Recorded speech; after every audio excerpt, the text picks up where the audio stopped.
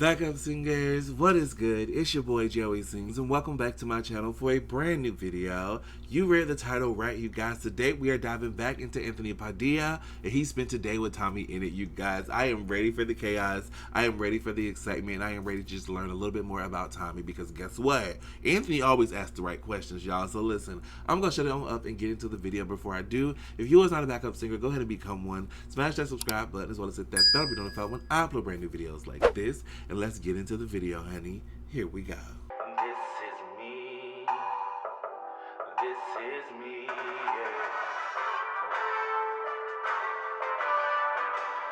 This is the story of my life.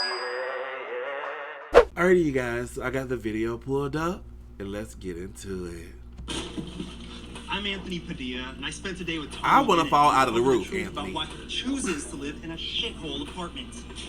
Hey, his words, not mine, okay?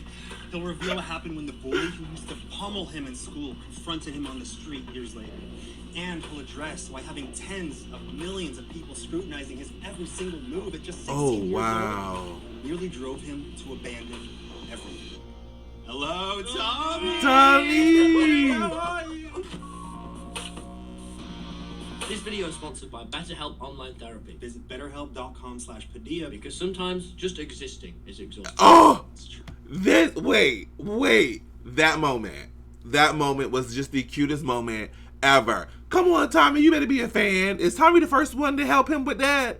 I love it. You started creating content at the very young age of 13. Maybe even younger than that. Maybe younger? Oh. Hello, humans of the internet. This is Tom from Channel M50. You were forced to think about how your actions Oh. were perceived by the world at a very young age. I love his remember socks. being, in class, and I was like really excited to go home and do YouTube. And there was this dickhead in my class who just like, because I just kind of took it, was just sort of sat like punching me in the arm. And my strategy no. getting bullied would be to just shout like, because then the teacher would look at me and be like, why did you swear? And I'd be like, miss, because he's punching me. And then she'd be like, right, both of you stop. Because then you don't like get told off for being a snitch, because then you get beaten more. Because we know that snitches... Get Snitches stitches. don't get bitches, they get stitches. They don't get bitches. Lots of bit of bitches, no snitches. Please, no snitches. And we had this substitute teacher. I was like, miss, he's f***ing whacking me in the arm. If everyone could see, I was like getting a bit pissed off. I was like on the verge of tears. And he was just doing that. Oh, And I remember no. the other people in the class being like, I'm just clocking one, mate. And I had this moment, I was like, right, well, if I punch him, one, it'll be embarrassing and not very strong. But two, more importantly, then I'll get detention. Then I can't go home and edit my videos. That was like sort of a turning point. Like, right, this doesn't matter. I'm just gonna get through this. And then... Oh, come here! You're totally over it, right? Yeah, I'm totally over it. Yeah, so I sort of had like one sort of guy and a few other people that would just sort of be dickheads about it. And they would like apologise for it now. It was the first time Wilbur came to Nottingham, which is where I like grew up. Yeah. And we went to the city centre. Me and Wilbur sat down. And then my bully and his mandem came and sat down next to us. I suddenly like receded into like back in school, and I just sat there awkwardly. And he like sort of apologised about it. And after we left, Will was like, "You were really awkward there." I was like, "I don't know what to do." Then the next day, Phil was in town. I told Phil about it. Phil would have been like, "Oh, I would have fucking punched him one, mate." Like, my man Phil some Minecraft would have beat up some kids for me. Is there a difference between Tommy and TommyInnit? Yeah, absolutely, yeah. It almost feels like a version of me. I think there has to be two versions of it, otherwise I'd be miserable. I think one of the most important lessons for me has been that, like, work-life separation. I've had so many times where I've had, you know, like hundreds of thousands of people critiquing me, like, angrily. So I've had times where that's been really sort of difficult. Separating that and being like, right, you know, when I look in the mirror before bed, I can sleep at night knowing, you know, like, I'm not all these things. Yeah. Being able to, like... I love that. Oh, cool, alright, this is, like... sort of the two separate things. It's been really good for like my mental health. I think that's pretty I wise. love that. That is pretty wise. Separation, and that you don't have to appeal to everyone, and that if someone doesn't like you, it doesn't mean that it's you. I feel like I'm just learning that within the past few years. I would take things personally when someone would say something about the me that I presented. If one person or 10 people or 100 people think this thing, how many more aren't saying it that think this thing? Oh, exactly. Oh, y'all better talk about it. Y'all better see. This is why I watch Anthony Padilla, because see, when you realize that these other creators have the same problems and go through the same thing, it makes you not feel so alone. And I like not feeling alone, because I feel alone a lot of times. Overwhelming thing. People don't like have to like me, and that's like, you know, like if you, that's totally fine. I think having figured that out, it can make me feel like a lot more comfortable. And there are still Yeah. some times where I get really overwhelmed and like fixated on like holy shit. Yeah. But you know, remembering like that I'm just a person making videos, Right. even like celebrities and other YouTubers, and everyone is just a stinky person. That shower, and if you know, like if they don't shower, smell like BO, and like you know, gets anxious, like everyone is. You know, Everyone. a really key thing to remember. Oh, I love that. When I sat down with Nia Chu and Tina Kitten, they both mentioned having imposter syndrome. The idea that you don't deserve what you have, that people are going to figure out that you aren't really the person that they think you are because they have this idea that you are this great person that does this great thing that they love. When you see sort of these huge numbers and this huge sort of reception, being like, this is hard to process. This is like, what? Yeah, I've had times being like, am I like good? Because this doesn't make sense. Like, this is like, how is this all happening? Because you're not able to fathom the fact that all of this is happening. Yeah, I think I've had times where I felt sort of guilty about it, you know, because people work so hard for what they have and, you know, that train hasn't came in for them. I think rather than feeling guilty about it, how do I start giving to charity and being better with that? And how do I, you know, make more of an impact for me? And what can I make next that's like good, that is, you know, meaningful and like people won't forget? I think that's been my sort of way of dealing with it. I think the thing I'm most proud of is I think if me 4 years ago, I would be, God, this is, I guess I'm such a dickhead. Do you think this sounds egotistical? I think I would be my own favourite YouTuber because it's like, I make stuff for me. Like, I make stuff that I would like. Yeah. What about your confidence issues? You said that you had a lot of confidence issues growing up. There's the kids who are like cool, you know, and they're like good looking and they have girlfriends. And I wasn't one of the. I had a few years of like trying to be and posting a hip Instagram selfie and then being like, never mind. Is it still there? Yeah. I remember when I started putting my face in my thumbnails, I started performing better. Because of that, I spent a lot more time like looking at my face and like looking at, you know, how I like am. You know, like, you're, like cutting myself, Photoshop, and being like, and then seeing numbers go up. Like it sucks you weren't born the hot guy? Yeah. Except now. You know, you're not born the hot guy, you make it happen. You sort of realise when you get out of school, I love who's Tommy. good looking or bad looking, everyone's just a person who is attracted to other people that they happen to be. There's not a right or wrong way to look. So of course there's not, you know? Yeah. Sort of realising that, I totally felt big sort of confidence boost. And just sort of connecting with what you actually like. Like for me, I really like wearing like bright colours. You know, I like expressing myself with my clothes and being like, this is like how I feel, is bright and white and red. That's like, you know, I think it's great, anyone could do that. Yeah, that was how I had sort of got over confidence issues by remembering I'm the best. Yes.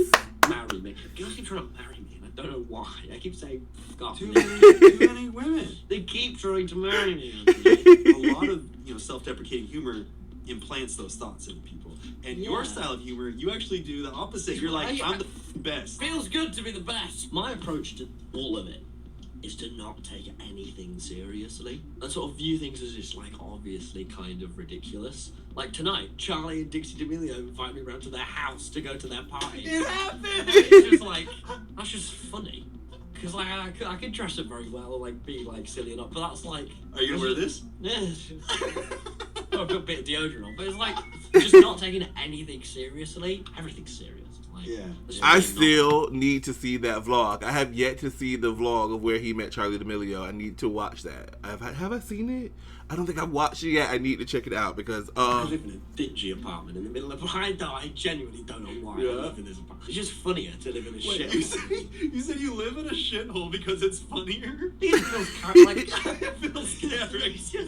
I get more fun out of it. And the other day I had like a lot of wasps in my apartment. I think you can either see things really seriously and strange, and there's a very immediate flick that it can just be funny. Right. So whenever something's a bit too stressful, I go, this is funny, start filming. That's why I always film funerals. I can't, Tommy. Yeah. Subscribe. I'm dying of laughter. But I'm like, it's funny, innit? Does being called a child ever get to you? No. You posted a picture the other day with like a full ass beard that you had grown out. It's really, really weird. When God made me, he like jitter clicked the hair grow attribute completely inexplicably. Every day I've shaved, and I thought that was like normal to shave my face every morning. Yeah. And then I went away for 2 weeks. I was like, what happens if I don't shave? I just got back to shave, and I was like, this is hilarious. So now I've started being like, right, whenever I go away, I'm gonna come back with different. I'm gonna only have neck beard, and then like, I know I look weird for a bit, but it doesn't matter because it's silly. Does it ever get to you when people call you annoying and stuff like that? Because you even wrote it into the beginning of your videos, your intros. I love that. Because people actually do. Like, so many mates who used to watch my videos, like now pals who were like, yeah, I actually used to find you a bit annoying, and then I started. And I was like, this is a common theme. So I just took like acknowledge it, and now I genuinely had the biggest bump in subscriber growth. And I was like, no, trust me, I am annoying, but I promise if you stick with me, it'll wear off, and you'll see that it's funny. I love it. Has your self-worth ever been attached to your numbers or your growth or your success? Yeah, I get very like fixated on like problems and solving them. Yeah. So I think the thing that's changed recently is like what is success? Because I'm sure for most people watching will be like, yeah, all these sort of dream master people, all these super success, great, like super successful. But then it has been sort of comparing, and comparison is like the thief of joy. Yeah. You spend so much time comparing. Ooh. The individual doesn't always feel like successful. Since I sort of hit 10 million, being like, right, it's That was 20. That was so deep. Comparison is the stealer of joy. I believe it. I believe that 100%. I believe that 100%. Does that like fulfill me? Does it mean anything? Like, cool, but like no. And sort of really dissecting that's really hard and really stressful. I think for me, the times I felt the most successful is when my friend told me she was watching one of my videos with a sister, and then I did a joke where I crawled around on the floor going.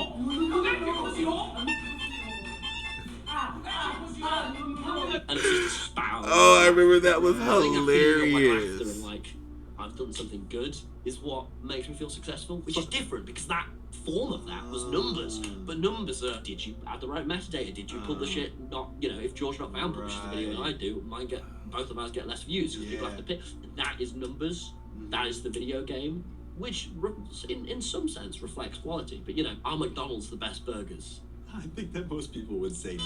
Exactly. But the ones that sell the best, and that is Wilbur said that to me. Yeah. But that's suddenly you go, oh, getting over that hump of because I had a year of just going up, going infinitely up and infinitely.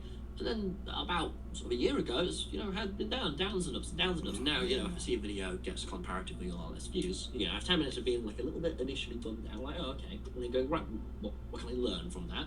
Like maybe it was a thumbnail, maybe it was people just aren't interested in this topic. And then going, cool, let's do the next thing. And not letting that control me. I It is love just that. an element of my life. It's not Oh, I love my that, life. Tommy. I've been on YouTube since the dawn of humanity. 17 years ago. And Really? for real. So I was Oh, number one, shit. number 1 year old. Aww. Jesus. How old are you? 34. Seriously? Yeah. Oh, really? Yeah. You look really good today.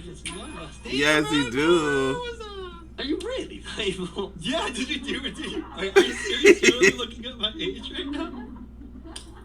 You're really looking it up. What are you typing? Oh, what does that even do? Oh my god, you are. What the f? I genuinely think you are. My god, For real? yeah. Hell yeah! Don't worry, guys. I'll teach you all my skincare routine on the next episode. I spent a day with my skin. I love it. What was your childhood like before fame? I can see my dad over there. How does he feel about What was that? your childhood like? I think I'm sort of very fortunate because my parents always showed me lots of art. Like every night before bed, I'd watch The Simpsons or every sitcom. Is that kind of what built your sense of humor? I think so. It's just immediately sort of this quite wide perspective of what I love was that. entertaining. I did volunteering with my mum. I sort of still do that when I'm back in Nottingham. Yeah. Well, I've never said this online, so it's quite, with adults with learning disabilities. It's why I've always been very averse immediately to sort of elements of offensiveness. Oh, My mum, wow. She does now as an actor, so that was she was sort of quite in that, and very show busy and singing and encouraging me to do stuff like that. My dad did lots of stuff with video games, and my mum always swears. This was really young. When I see somebody comments dude, you gotta stop swearing. I'm like, nah, mate, God, this is in my family. What about your dad? Does he swear as much as you? My dad swears, but has always denied. Just denies it. Always told me that he doesn't. No, I do not swear. I do not. It was very much like video games actors. Oh, look, what's YouTube? It was pretty made for me. I mean, I've always just loved making stuff and being creative. I love There's this. an outlet where there's that, and then there's like sort of rewards. So the biggest thing for me was on my favourite Minecraft server, you got this reward that was like a rank once you hit 30,000 subscribers. I think I've made it clear that my one and only goal from this entire YouTube thing is to get a high pixel YouTube rank. That was like surreal. That was the pinnacle of success. That was all I imagined wanting. Maybe I could get that. So that was like the holy shit. And then you Oh my passed the goodness. Yeah, and then since then I've just been like, I think I usually would use the word surreal, but just unusual. You know, unusual. My dream was Unusual. to be an editor in a film studio and just sit on Premiere, and that's my job. It's quite British to not be like, yeah, dude, I'm gonna strive to be the best. Then I'm gonna have my millions and I deserve it because I worked hard. You should be doing an American accent. Yeah, dude, I'm gonna get my millions. Then I'm gonna have my mansion surrounded by beaches and oh my apologies to all the Americans in the room. You mean 99.999%? Yeah, apologies to everyone watching. When something just naturally I love falls into place, Tommy. it just feels right, a direction to go with your career because you enjoy it so much. Yeah. I think that's when you can actually set up that dream that a lot of people have where it's like, if you have a job that you love, you don't work a day in your life. I think most of it is luck. The way I think about YouTube is imagine being at a train station. And at some point, completely randomly, it might be tomorrow, it might be in a year, it might be in like 5 years, a train is going to pull in. You don't know when. While you're in this train station, you can either be packing your bags and really neatly folding your clothing, be super prepared to be right on the tracks, ready to go, or you can be f***ing stumbling through, not really asked about your ticket, put it in, and then you're like, oh shit, train's there. You also have to be prepared to improvise. So in order to stay on it, you have to be I prepared love to- these like analogies Yeah, and stuff that I think Tommy is using. It is.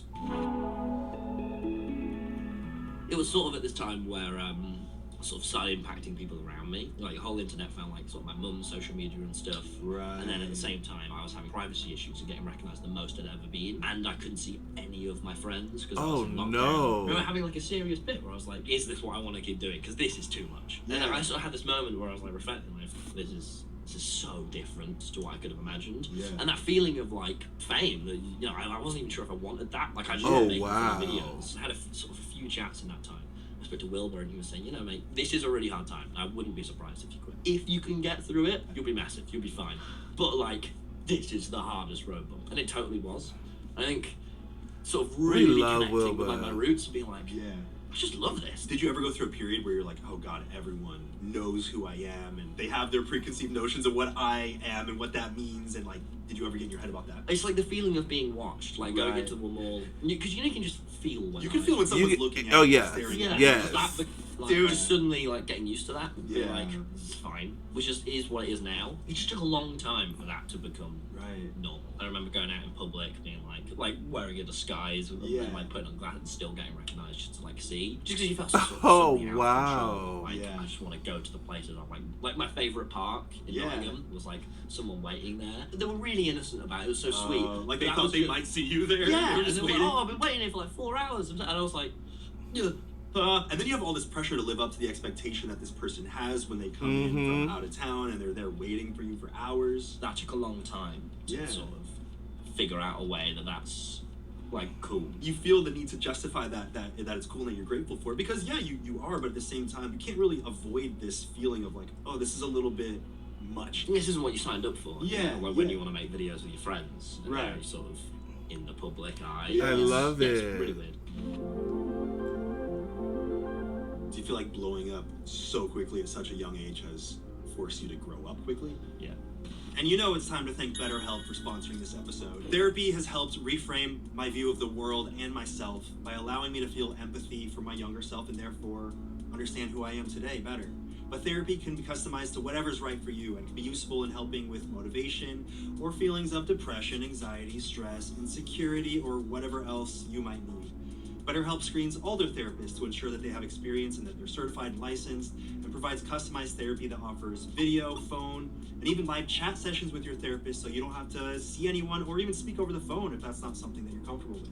As you may have found out by now, therapy can be expensive, and the price of That finding a part. therapist that you connect with can be overwhelming, which is why BetterHelp offers a more affordable alternative to in-person therapy, where you can start communicating with your therapist in less than 48 hours. So thank you to BetterHelp, who are giving I Spent a Day with viewers and listeners 10% off their first month at betterhelp.com/Padilla.